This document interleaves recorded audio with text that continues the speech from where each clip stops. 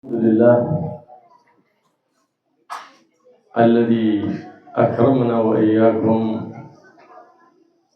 أن جعلنا من أمة الحبيب محمد صلى الله عليه وآله وصحبه وسلم، واجتمعنا وإياكم في شهر ميلاد النبي محمد محبة في النبي محمد، تعظيما للنبي محمد.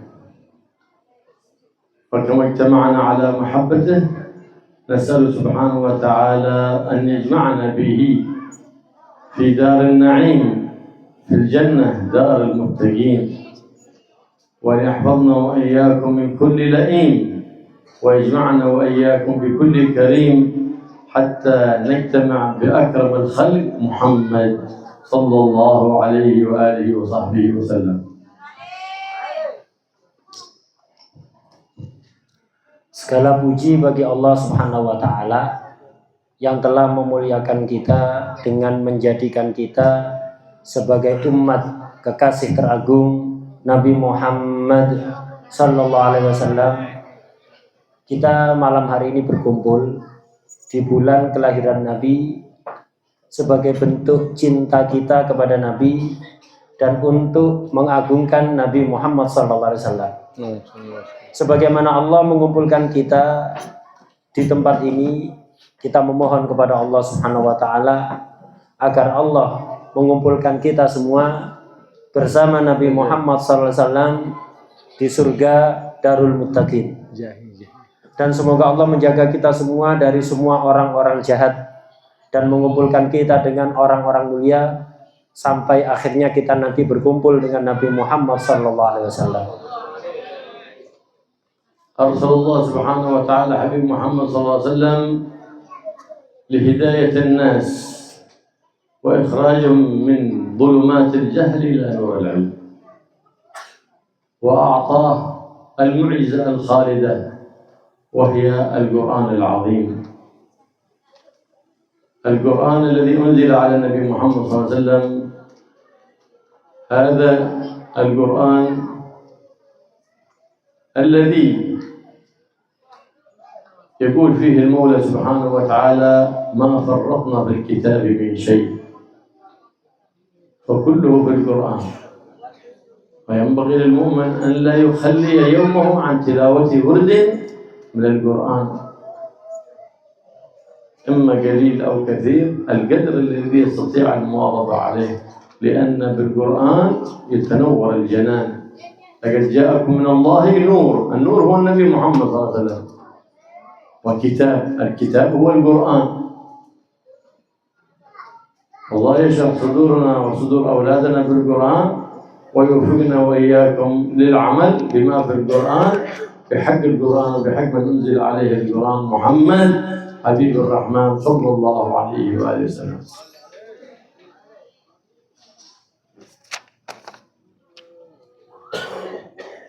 Allah Subhanahu wa Ta'ala mengutus Nabi Muhammad untuk memberikan hidayah kepada manusia, untuk mengeluarkan mereka dari kegelapan kebodohan kepada cahaya ilmu. Dan Allah memberikan mukjizat yang abadi kepada Nabi Muhammad, yaitu Al-Quran, yang mana Al-Quran ini apapun yang kita perlukan ada di dalamnya. Sebagaimana firman Allah, ma farratna fil kitabi min syai', tidaklah aku tinggalkan, tidaklah aku abaikan satupun di dalam Al-Quran. Semua yang kita perlukan ada dalam Al-Quran. Karena itu sudah seharusnya kita seorang mukmin setiap hari harus baca Quran, harus punya wiridan rutinan baca Al-Quran setiap hari, sedikit atau banyak masing-masing sesuai kemampuannya yang kira-kira mampu untuk dijaga setiap hari. Jangan sampai tidak. Karena apa? Quran itu bisa menerangi hati kita. Allah Subhanahu wa Ta'ala berfirman, laqad ja'akum minallahi nurun wa kitab. Sungguh telah datang kepada kalian cahaya dari Allah dan kitab. Yang dimaksud cahaya di sini adalah Nabi Muhammad sallallahu alaihi wasallam, dan yang dimaksud kitab adalah Al-Quran. Semoga Allah melapangkan hati kita dan putra-putri kita dengan Al-Quran, Dan semoga Allah memberikan pertolongan kepada kita semua untuk mengamalkan isi Al-Quran. بقراءة القرآن يتنور القلب فيستفيد القارئ ويستفيد حتى الآباء والأمهات. كان هناك رجل مات، بعد أن مات رؤي أنه في عذاب يتعذب، ولما مات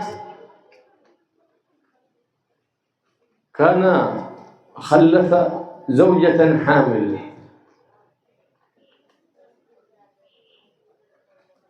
فقدر الله أن وضعت ذلك الحمل وكبر الولد حتى دخل مدرسة لتعلم القرآن. فبدأ أول ما بدأ يتعلم الفاتحة، بسم الله الرحمن الرحيم. رؤي ذلك الأب في حالة حسنة، فقال رفع الله عني العذاب لما نطق ابني ببسم الله الرحمن الرحيم. فكيف إذا تلا القرآن كله عقول نطق بالبسملة؟ استفاد من الأب ويستفاد الأم ويستفاد الجد، لكن ينبغي لنا أن نحبب لهم القرآن. كيف بيحبون القرآن؟ إذا أحبوا من أنزل عليه القرآن فيحبون القرآن، فحينئذ بيعظمون القرآن وبيعظمون من أنزل عليه القرآن، لأن المحبة والتعظيم كله لمن جاء بالقرآن، فحينئذ تحصل المحبة والتعظيم للقرآن. Membaca Al-Quran itu bisa menerangi hati. Yang bisa mendapatkan manfaat dan faedah dari bacaan Al-Quran itu pertama yang membaca, kemudian ayah dan ibunya juga mendapatkan manfaat. Jadi ketika anak itu membaca Al-Quran, ayah ibunya dapat manfaat dan faedah dari Al-Quran itu. Ada cerita dulu itu ada orang meninggal. Setelah meninggal, ketika dia meninggal, seorang bapak ini meninggal, istrinya sedang hamil, belum melahirkan anaknya. Setelah meninggal ada orang mimpi ketemu bapak tadi itu, dia diadab di kuburannya karena banyak dosa. Kemudian istrinya yang hamil setelah beberapa waktu melahirkan anaknya, kemudian dirawat sampai tumbuh menjadi seorang anak yang lumayan besar. Ketika sudah lumayan besar, anak ini dimasukkan ke madrasah Al-Quran, kayak semacam TPQ begitu. Akhirnya anak ini pertama kali diajari surat Al-Fatihah. Anak ini ketika pertama belajar baru bisa baca Bismillahirrahmanirrahim. Belum Fatihah, hanya Bismillahirrahmanirrahim. Malamnya ada orang mimpi ketemu bapaknya yang sudah meninggal lama, adabnya dihentikan. Berubah keadaannya menjadi baik, kuburannya menjadi nikmat. Yang dulunya jadi adab. Sebabnya apa? Gara-gara anaknya baru bisa baca Bismillahirrahmanirrahim. Ini baru Bismillah. Bagaimana kalau bisa baca Fatihah? Bagaimana kalau bisa baca Al-Quran semuanya? Jadi adab orang tua diangkat oleh Allah gara-gara anaknya bisa baca Bismillahirrahmanirrahim. Tapi bagi orang tua ada yang harus diperhatikan. Anak itu tidak cukup diajari Al-Quran saja. Tapi harus diajari, dididik agar anak itu bukan hanya bisa baca Al-Quran, tapi juga cinta kepada Al-Quran. Bagaimana cara dan agar supaya mengagungkan, memuliakan Al-Quran? Bagaimana caranya anak itu bisa cinta dan mengagungkan Al-Quran? Kuncinya hanya satu, harus dibuat cinta kepada baginda Nabi Muhammad sallallahu alaihi wasallam. وقد قال النبي محمد صلى الله عليه وسلم خيركم من علم القرآن من تعلم القرآن وعلمه تعلمه وعلمه. هذا وصف بالخيرية النبي محمد صلى الله عليه وسلم. ففي فضل القرآن عظيم. قال لا أقول ألف لام ميم حرف، بل ألف حرف ولام حرف وميم حرف، والحسنة بعشرة أمثالها. ما شاء الله. والذي يثقل عليه القرآن يقول يشق عليه تعهده. الذي يحسن القرآن يحفظ القرآن مع السفر الكرام البررة مع الملائكة. والذي يقرأ القرآن وهو يشق عليه قراءته ثقيلة، يعني تكون قراءته ضعيفة. قال النبي محمد صلى الله عليه وسلم أنه يعطى أجران: أجر القراءة وأجر تحمل المشقة. كيف؟ لأن العبادة كلما شقت على النفس كلما كان الأجر فيها أعظم عند الله سبحانه وتعالى. فلهذا علمنا النبي محمد أن نتعلم القرآن ونعلمه، وكل من علمته القرآن فقرأ القرآن تحصل أجره. أنت علمت هذا وهذا علم الثاني وهكذا، كله يعطى أجر المعلم، لأن النبي محمد صلى الله عليه وسلم يقول: الدال على الخير كفاعله. كل ما دلت أحد على خير وإن لم تفعله أنت، سواء في تعليم، سواء في صدقة، سواء في إطعام، سواء في إكرام، علمت أحد ودللته على الخير تحصل ذلك الخير، لا ينقص من أجر الفاعل لذلك الخير شيئا أبدا.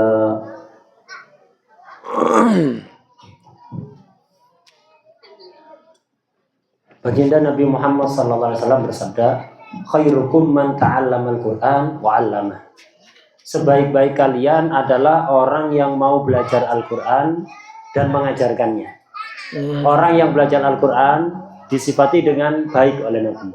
Begitu juga yang mengajarkannya. Keutamaan Al-Qur'an ini sangat agung. Alif lam mim itu enggak dihitung satu huruf. Alif itu satu huruf, lam huruf yang lain, mim juga huruf yang lain, dan setiap satu huruf pahalanya 10 kali lipat. Orang yang membaca Al-Quran itu ada yang mahir, lancar, ada yang kesulitan, berat untuk baca. Dalam hadis diterangkan, orang yang baca Al-Quran lancar, mudah bagi dia untuk baca Al-Quran, ini akan dikumpulkan bersama para malaikat yang mulia.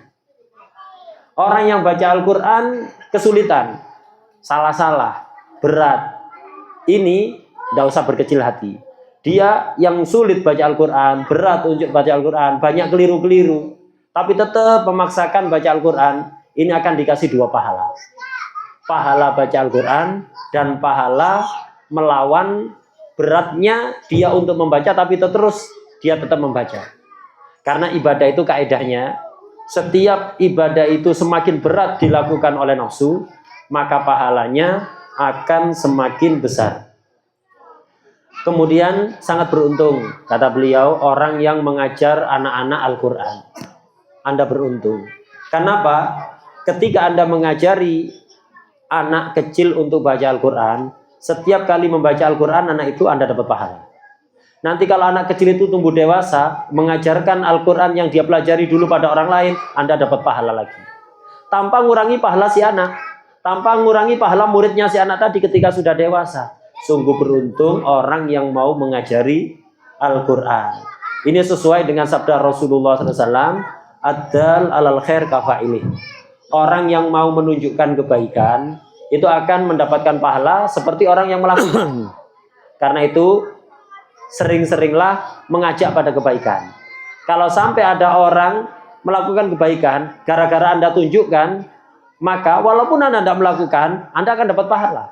Baik kebaikan itu sedekah, Anda menunjukkan orang lain untuk sedekah, atau mengajar, atau memberikan makanan, atau memuliakan orang, maka Anda akan dapat pahala setiap ada orang yang melakukan. لهذا السلف الصالح يحرصون على تعليم أولادهم القرآن في الصغر. أول ما يشرق نور العقل بالتمييز تعلموهم القرآن، لأنهم قالوا أن التعليم في الصغر كالنقش في الحجر، ما ينسى، بخلاف الكبر يعتريه النسيان. فلهذا من يحب أبنائه يعلمهم القرآن. تعلم القرآن في الصغر دليل أنه يكون له شأن إذا كبر، فيزداد العقل، لأن بتلاوة القرآن وتعلم القرآن يزداد العقل. حتى لو تعلم شيء من أمور الدنيا يفهم ذلك الأمر ببركة القرآن. سيدنا زيد بن ثابت الأنصاري صاحب النبي محمد صلى الله عليه وسلم لما جاء النبي محمد صلى الله عليه وسلم في المدينة وهو في 11 سنة، فجاءت به والدته ليتعلم عند النبي محمد، فقال إن هذا ابني ذكي، هو يعرف القراءة ويعرف الكتابة، فلازم النبي محمد صلى الله عليه وسلم مدة، وكان يحفظ كل ما نزل شيء من القرآن حفظه، حتى صار في مدة يسيرة وهو مع صغر سنه من كتاب الوحي للنبي محمد صلى الله عليه وسلم.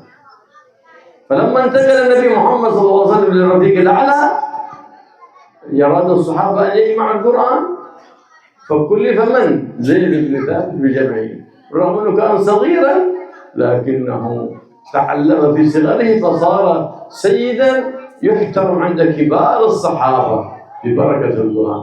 فتعلم القرآن فصار رفعة وعز في الدنيا وفي يوم القيامة.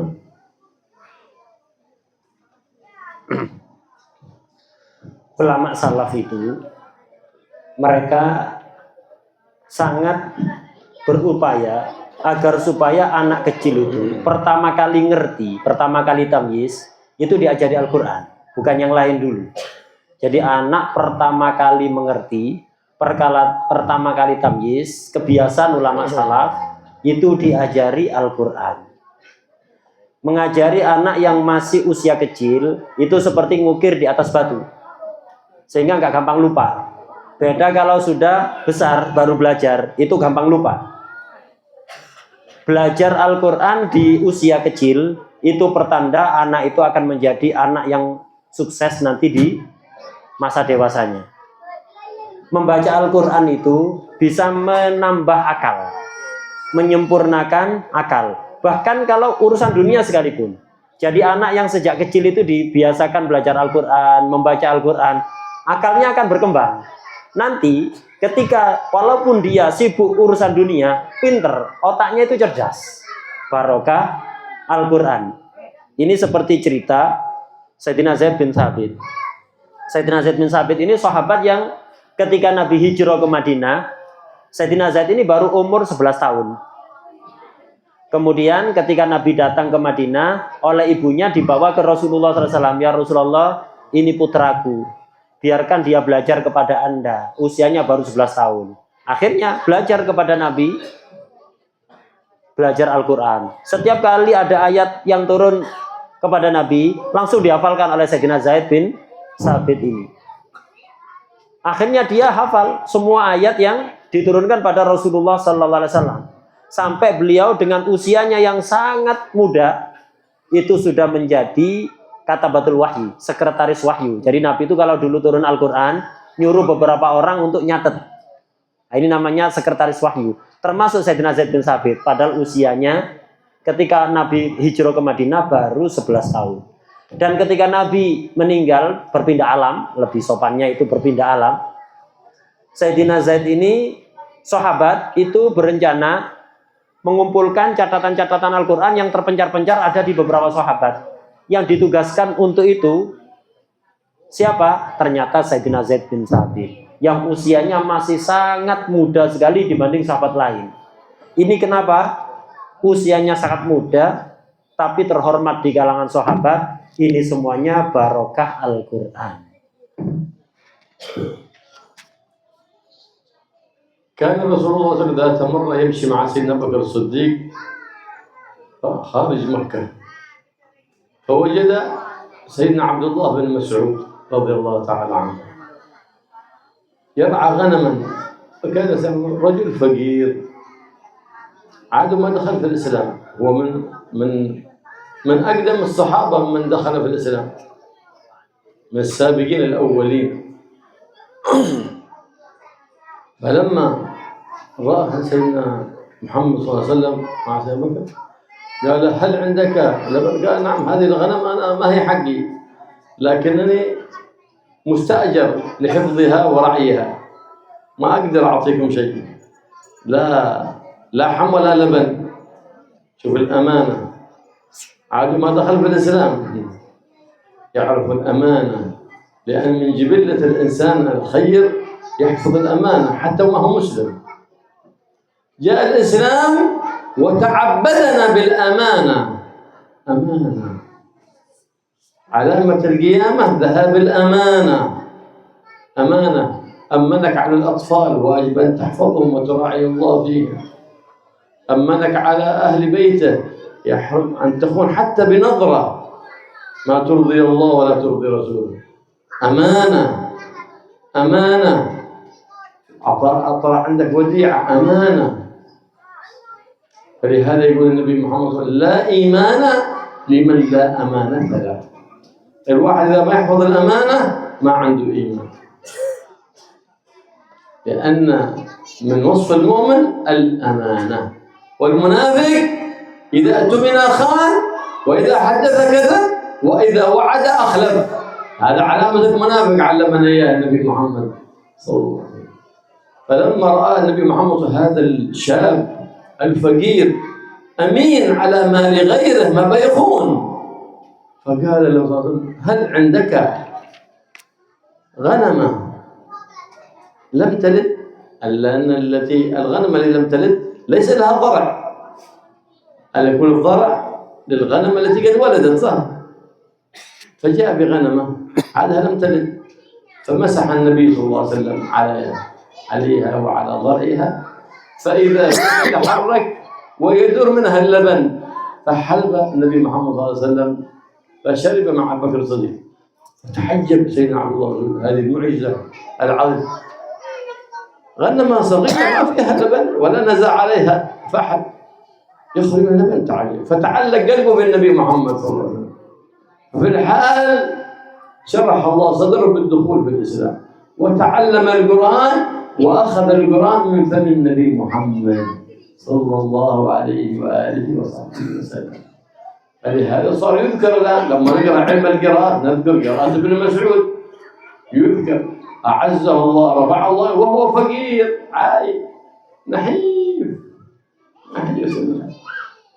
حتى إذا جاءت الريح قال الصحابة: أنا خاف أنها تأخذه، لأنه نحيف جدا، لكنه إيمانه قوي. محبته للنبي محمد هي التي رفعت شأنه، ومحبته للقرآن هي التي أعزته في الدنيا والآخرة.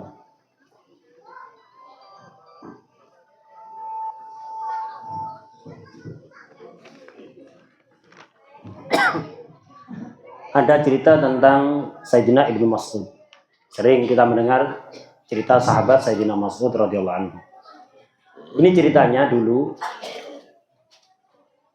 pernah suatu ketika Rasulullah SAW berjalan bersama Sayyidina Abu Bakar As-Siddiq. Ini ketika masih di Mekah. Rasulullah bersama Sayyidina Abu Bakar jalan bareng keluar kota Mekah. Kemudian ketemu Ibnu Mas'ud, waktu itu masih kafir, belum masuk Islam. Waktu itu masuk kafir. Sayyidina Ibnu Mas'ud ini termasuk orang yang masuk Islam awal-awal, ketika masih di Mekah. Nah, ketika ketemu Nabi bersama Sayyidina Abu Bakar ini, waktu itu belum masuk Islam. Ibnu Mas'ud ini sahabat, dari dulunya, itu badannya itu kurus, kecil, kemudian fakir. Waktu itu Ibnu Mas'ud ketika ketemu Nabi sedang mengembala kambing. Akhirnya ditanya oleh Rasulullah, itu kambing punya kamu? Ibnu Mas'ud menjawab, oh bukan, saya ini ngembala punya orang, saya disewa, digaji oleh orang untuk ngerawat kambingnya, untuk mengembala kambingnya. Karena itu mohon maaf, saya tidak bisa ngasih apapun kepada Anda berdua. Tidak bisa ngasih daging kambing, tidak bisa ngasih bahkan air susu kambing sekalipun saya nggak bisa karena bukan milik saya. Nah, ini Ibnu Mas'ud. Sejak masih kafir punya sifat amanat. Amanat ini penting, harus dijaga. Menyia-nyiakan amanat itu tanda dekatnya hari kiamat.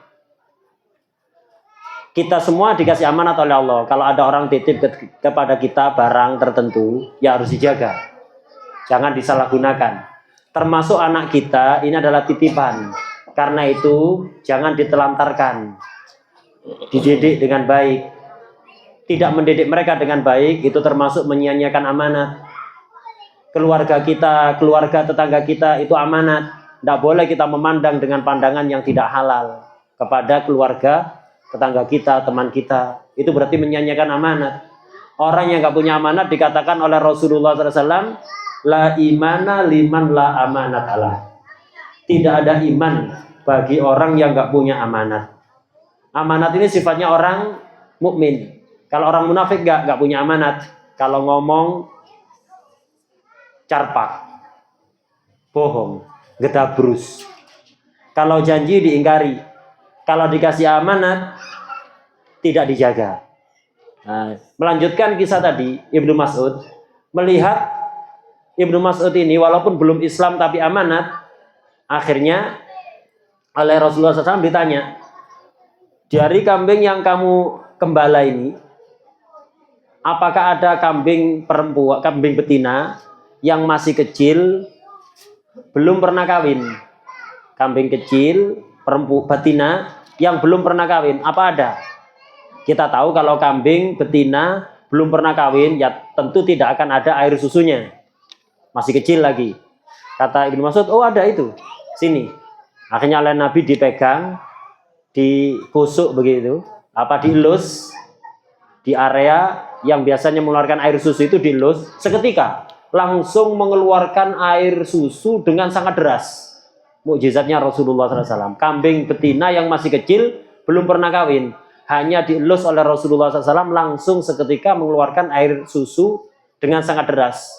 Ibnu Mas'ud terheran dan seketika itu akhirnya tertarik untuk mengikuti Rasulullah SAW dan akhirnya masuk Islam. Setelah masuk Islam, beliau tidak menyia-nyiakan waktu. Beliau langsung belajar Al-Quran pada Nabi Muhammad SAW dan mengambil Al-Quran langsung dari lisan Nabi Muhammad SAW. Akhirnya menjadi pembesar sahabat yang setiap kita belajar Al-Quran, ilmu qiraat, itu pasti akan selalu disebut nama Ibnu Mas'ud. Padahal kita tahu, perlu Anda ketahui, Ibnu Mas'ud ini sahabat yang fakir sekali, gak punya apa-apa. Kemudian kurus. Saking kurusnya, para sahabat itu sampai kalau ada angin khawatir mumbul.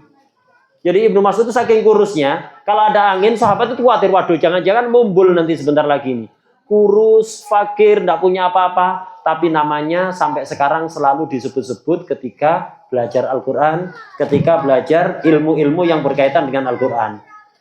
Kenapa? Barokai Al-Quran, barokai cinta kepada Nabi Muhammad SAW, barokai iman yang kuat.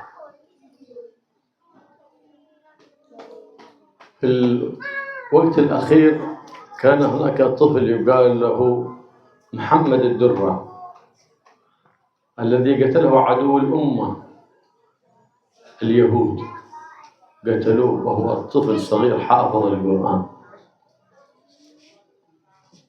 ما يميزون بين الصغير والكبير.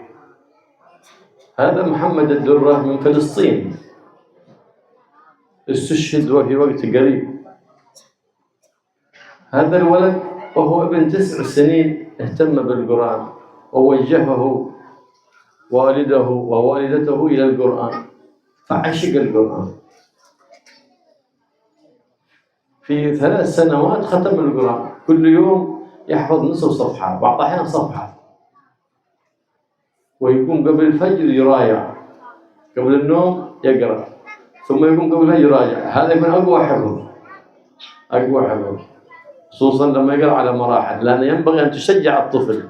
إذا خلصت جزء عما تعطيه مكافأة، تمدحه، تثني عليه، ثم مرحلة ثانية، هكذا من غير إكراه، يحب القرآن. سئل محمد الدرة هذا الشهيد: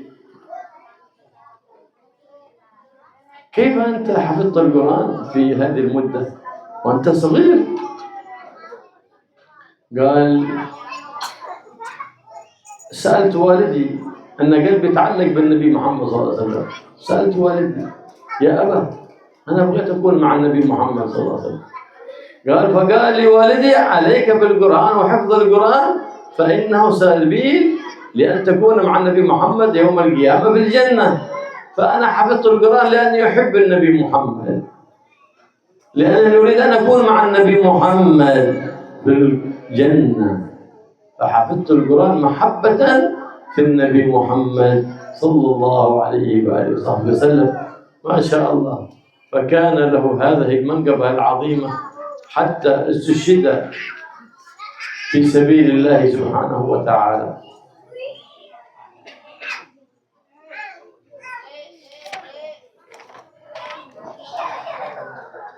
Ada cerita, ini belum lama, baru saja ini terjadinya. Ada anak kecil umur 9 tahun yang meninggal karena dibunuh oleh musuh kemanusiaan, yaitu orang-orang Yahudi. Ini anak ini namanya Muhammad Ad-Durrah. Baru umur 9 tahun sudah hafal Al-Quran dengan lancar. Ini belum lama, baru saja ini meninggalnya. Muhammad Ad-Durrah ini umur 9 tahun hafal Al-Quran dengan sangat lancar. Ini cara menghafalkannya. Kenapa kok hafalannya begitu kuat? Ngafalkannya itu bertahap, tidak langsung banyak.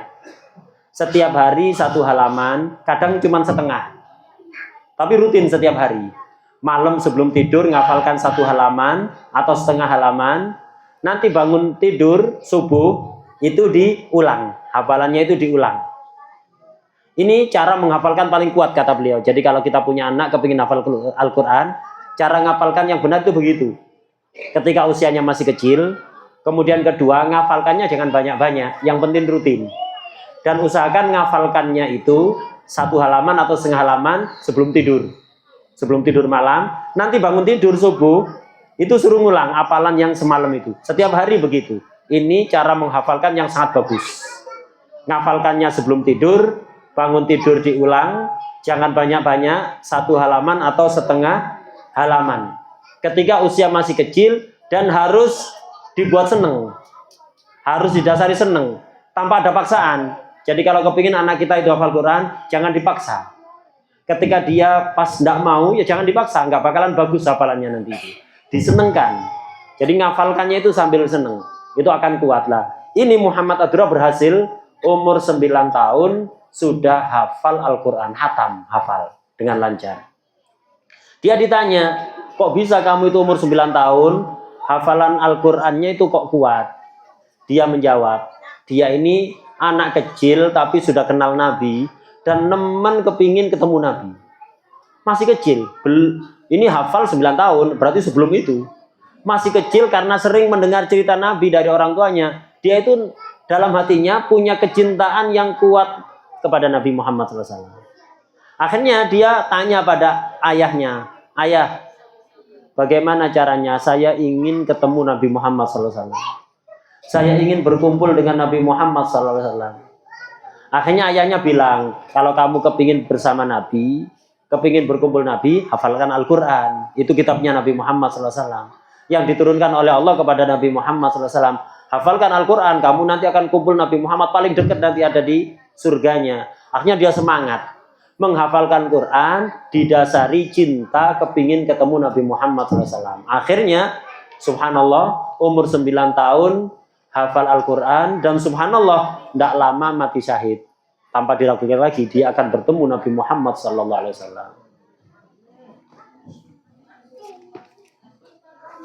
وهكذا الأب والأم سبب في سعادة الأبناء إذا شجعوهم، خصوصا الآن الحمد لله في تسجيلات، في جوالات، سهل الآن، لأن الطفل لما يتعلم بالسماع سهل عليه، يسمع حاجة ثم يحفظها، يسهل عليه، ينتقش في قلبه القرآن. هذا الأب الذي يحب ابنه، هذه الأم التي تحب ابنها وبنتها. ما هو الأب الذي يعطيه الجوال فيشغله عن الصلاة ويشغله عن التعليم ثم يطلع مختل عقليا. هذه ليست محبة. إعطاء الأطفال الجوالات بغض وجريمة يعاقب عليها الأب وتعاقب عليها الأم. هذا من ظلم الآباء والأمهات أن يعطون أطفالهم الصغار الجوالات. إذا أراد أن يتخلص منه أعطاه الجوال حتى هو ما يسمع الصياح منه. هذا من جهل الآباء والأمهات أن يعطون أبنائهم الجوال في سن الصغير. إنسان لما يملك عقله بعدين يستأمن، أما الآن صغير. ما يسهل لك أيها الأب أيتها الأم إعطاء طفل الجوال، فهذه جريمة نشاهدها كل يوم. لا سيما أن الذبذبات التي تخرج من الجوال تسبب خلل في العقل وربما خلل في الجسم، فيتنبه الإنسان. كان هناك أحد من الأطفال من بلاد الإسلام يحب القرآن. ما الذي ساعدك على حفظ القرآن؟ قال لما أقرأ القرآن استشعر أن كل آية رسالة من الرحيم الرحمن، كل آية. فأنا استسمع لرسائل ربي. يقول سيدنا عبد الله بن عباس: من حفظ القرآن قبل الاحتلام أي قبل البلوغ فقد أوتي الحكمة. أنت تحب أن يؤتى ابنك الحكمة، فعلمه القرآن حتى يكبر على محبة القرآن، فتسعد به في الدنيا وتسعد به يوم القيامة عندما تكون في الجنة مع حبيب الرحمن. فقد قال صلى الله عليه وآله وسلم: من حفظ القرآن ألبس أبواه تاج من نور أضوأ من الشمس والقمر. والله يوفقنا لتعليم أبنائنا القرآن وتعليمهم الأدب وتعليمهم الشريعة. فهذه من حقوق الأبناء على الآباء، إيش؟ تعليمهم القرآن وتعليم شرع حبيب الرحمن محمد والأدب والأخلاق والسيرة الحسنة.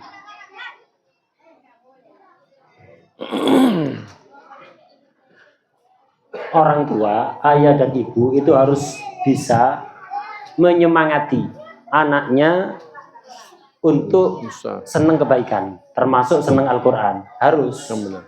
Orang tua harus berusaha bagaimana caranya anak itu sejak kecil senang Al-Quran. Zaman sekarang gampang, banyak video, banyak rekaman Al-Quran. Tinggal itu saja, anak itu setiap hari didengarkan Al-Quran melalui video atau melalui rekaman.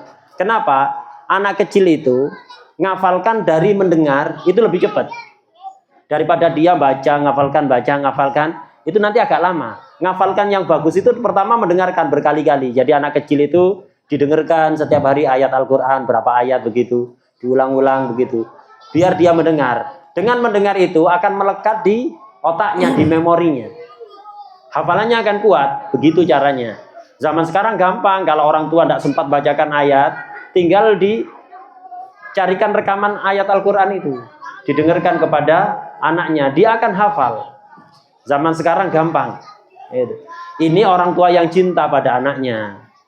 Sejak kecil dibuat senang pada kebaikan, dibuat senang pada Al-Quran. Tidak termasuk cinta kepada anak masih kecil dikasih HP. Orang tua yang ngasih HP ke anaknya yang masih kecil, ini berarti orang tua telah melakukan kejahatan besar.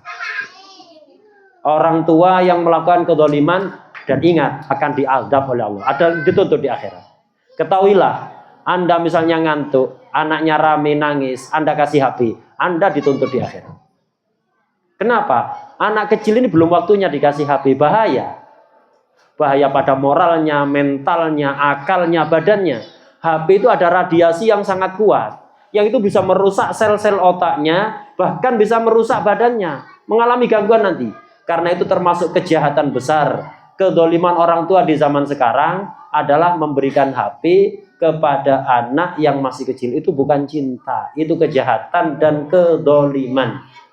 Jadi ketika anak rewel, anak itu nangis, anak ini jerit-jerit, jangan dikasih HP, ya dengan cara yang lain, diselimurno dengan cara yang lain, bukan dengan HP.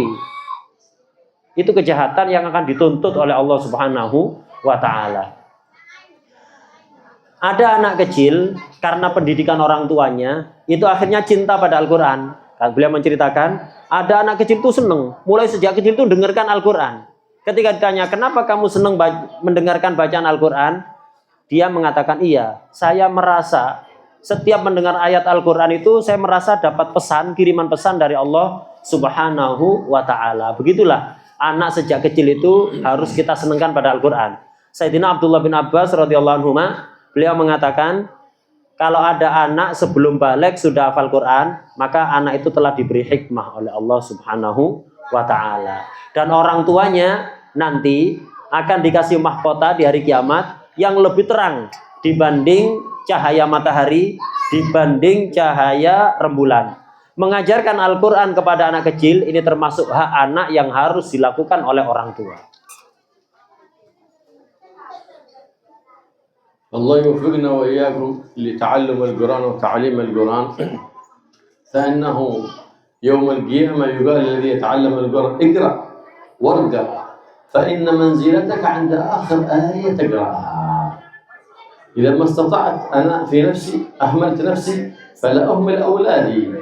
كان واحد من الأخيار يصلي مع ابنه في المسجد، يجلس بعد صلاة الصبح نصف ساعة قبل أن يذهب إلى عمله، يقرأ كم آية؟ 5 آيات كل يوم، على هكذا 5 آيات في نصف ساعة، حتى أحب القرآن وحفظ القرآن. لأن الابن إذا شاف الأب والأم يحب القرآن يحب يقلدهم، يشافهم يحب الطاعة، يحب أن يقلد الطفل. وإذا كان الأب لا، بعيد عن الخير، هو قدوة سيئة. لهذا لما سئل سيدنا عمر رضي الله عنه هل للابن حق على، قال نعم، أن يختار له أما صالحة وأن يعلمه القرآن وليحسن اسمه ويعلمه شرع النبي محمد صلى الله عليه وآله وصحبه وسلم. الله يوفقنا وإياكم لتربية أولادنا التربية الحسنة، ويوفقنا وإياكم نتعلم القرآن والعمل بما في القرآن، ويشغل ألسنتنا في القرآن، وأن نتلو القرآن على النحو الذي يرضي عنا ربنا سبحانه وتعالى على سنة حبيب الرحمن محمد صلى الله عليه وعلى آله وصحبه وسلم. ويوفقنا وإياكم للاعتناء بالأبناء والبنات حتى ينشؤون على محبة للقرآن ومحبة للنبي محمد صلى الله عليه وسلم، فتحيا بهم القلوب. فحينئذ هذه محبة الأوطان، أو يا للوطن يا للوطن، هذه ليست محبة باللسان. محبة الأوطان نعتني بأولادنا، نعلمهم القرآن، حينئذ بيبرك في حياتك وبيبرك بعد موتك في قبرك، بيتلو القرآن على قبرك. وإذا أهملته بيبقى ذكرك سيء بعد مماتك، وإن اهتممت به بتعليمه للقرآن بيبقى ذكرك حسن في الدنيا، وبعد مماتك يبقى ذكرك الحسن لأنك علمته القرآن. وتعلم القرآن يلزم منه تعلم الأخلاق، وقد قال حبيب الرحمن محمد إن أحسن الحسن الخلق الحسن. فإذا علمته القرآن والخلق الحسن واستقام على ذلك فقد أعطيته خير الدنيا وخير الآخرة، أفضل من الذهب الذي تترك له. هذا القرآن العظيم، الله يشرح صدورنا بالقرآن ويعلمنا القرآن بحق القرآن وبحق من أنزل عليه القرآن. دائما تدعو لأبنائك تقول لهم اللهم اجعل القرآن ربيع قلوبهم ونور أبصارهم وذهاب همومهم وغمومهم حتى يتربع على القرآن. فإن دعاء الآباء والأمهات للأبناء سبب في صلاحهم، والدعاء عليهم سبب في فسادهم، فلا تكن سبب في إفسادهم، وكن سبب في إصلاح أبنائك بالدعاء لهم. وهذه الدعوة المباركة مجربة لصلاح الأولاد وصلاح الذرية، وهي اللهم بارك لي في أولادي واحفظهم وارزقهم ولا تضرهم ووفقني ووفقهم لطاعتك وارزقني برهم.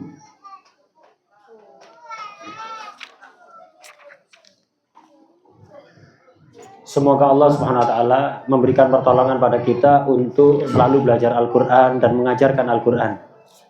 Nanti di hari kiamat, orang yang suka membaca Al-Qur'an itu akan diistimewakan oleh Allah. Dia akan diperintahkan, ayo baca Al-Qur'an dan naiklah. Orang itu nanti di akhirat kedudukannya tingginya seberapa tergantung banyaknya dia membaca Al-Qur'an. Ketika beliau ngajak kita orang tua untuk apa? Bagaimana anak kita lebih baik dibanding kita. Kita mungkin dulu itu sembrono, ceroboh, kurang bagus bacaan Al-Qur'annya, atau jarang baca Al-Qur'an. Jangan sampai anak kita seperti itu.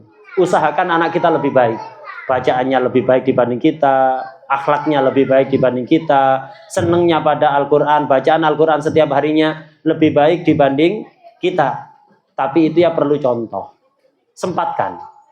Gitu. Ada beliau tadi menceritakan, ada orang tua ini sibuk dia dari pagi sudah berangkat kerja, tapi dia menyempatkan setiap hari setelah sholat subuh itu duduk setengah jam baca Al-Qur'an bareng anaknya.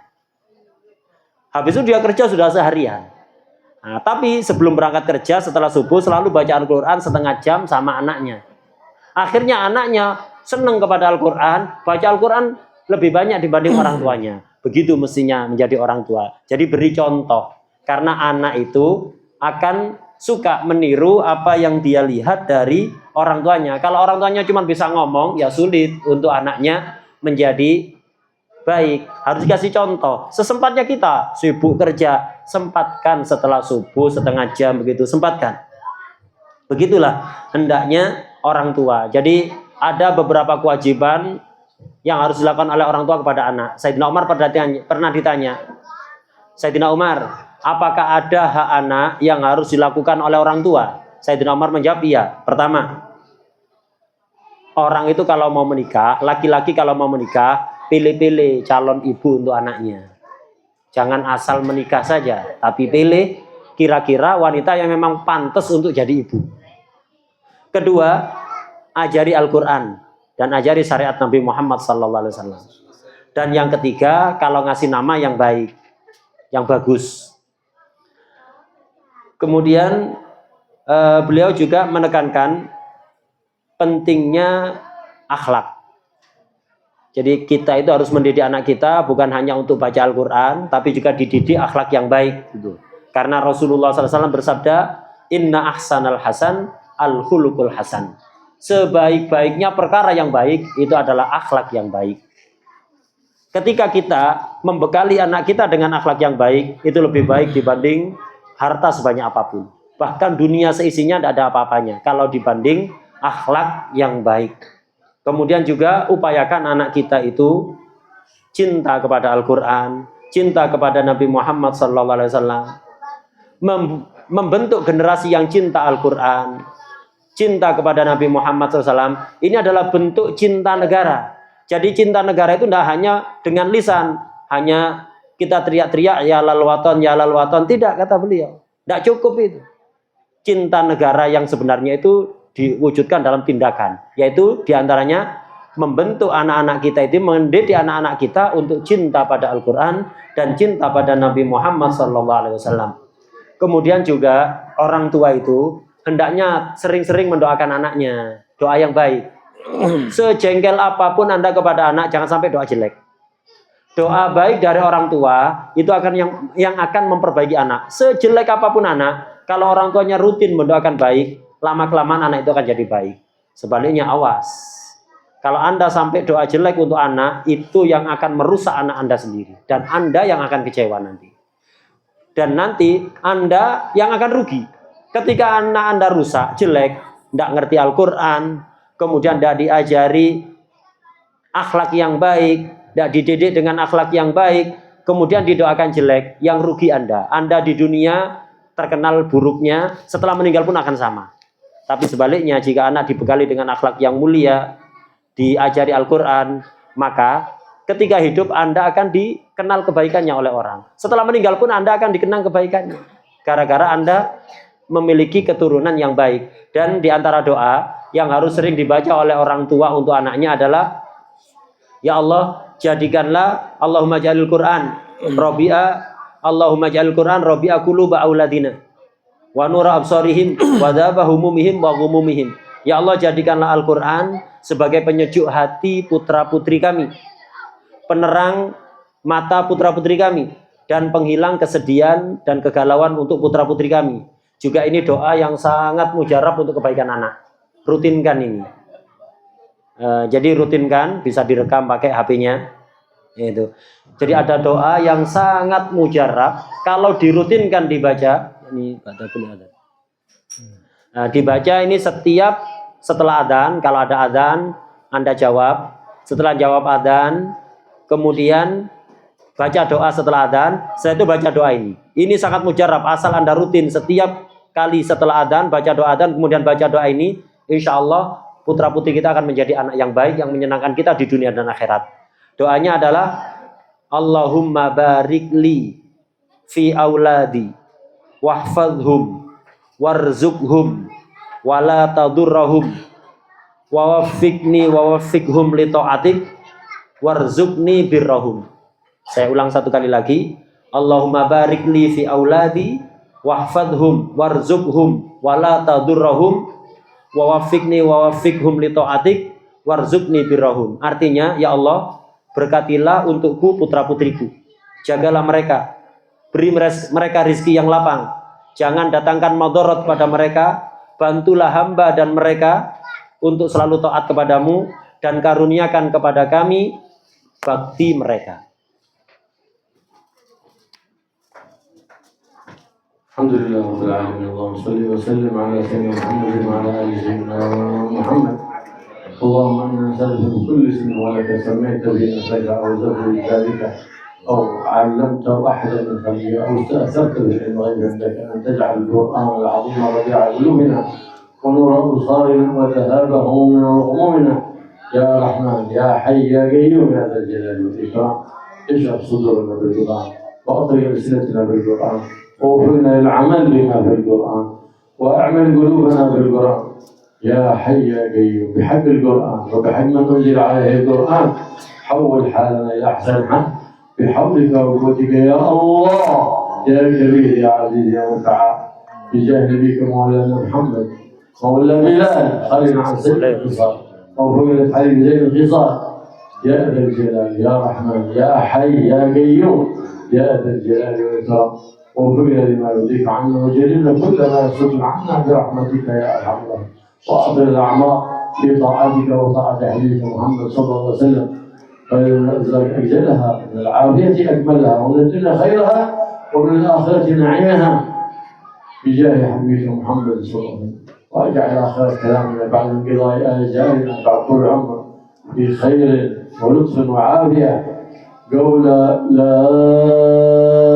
إله إلا الله لا إله إلا الله لا إله إلا الله لا إله إلا لا الله إله إلا الله لا إله إلا الله محمد رسول الله محمد رسول صلى الله الله كلمة حق عليها نحيا وعليها نموت اللهم احينا عليها يا حي وأمتنا عليها يا مميت وابعثنا عليها يا غالب اللهم ذكر لما في قلوبنا واغفر بها ذنوبنا واستر بها عيوبنا واغفر بها قلوبنا واغفر بها أولادنا واصلح بها بناتنا واحفظنا يا رب العالمين من وساوس الشيطان ولا تجعل الشيطان علينا سلطان